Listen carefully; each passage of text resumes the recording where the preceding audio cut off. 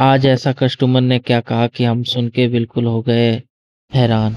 जैसा कि आप देख सकते हैं हमारे दुकान पे हो गई अच्छी खासी भीड़ और मैं बनाता हूँ फटाफट से चिकन राइस, सबका ऑर्डर करता हूँ कंप्लीट। जैसा कि आप देख सकते हैं बाहर सब लोग खाने लगे हैं और अंदर भी दे दिया है मैंने। उसके बाद से हम करते हैं अंडे की भुजिया। उसके बाद से आ जाते हैं ये हमारे भाई लोग जिनका होता है 3 हाफ एग राइस का ऑर्डर। उसके बाद से मैं पीछे जाता हूँ जो कि ये भाई हमारी करते हैं भर भर के तारीफ। इतनी तारीफ कर देते हैं कि हम सोचते रह जाते हैं कि इतना तारीफ भी कोई करता है क्या।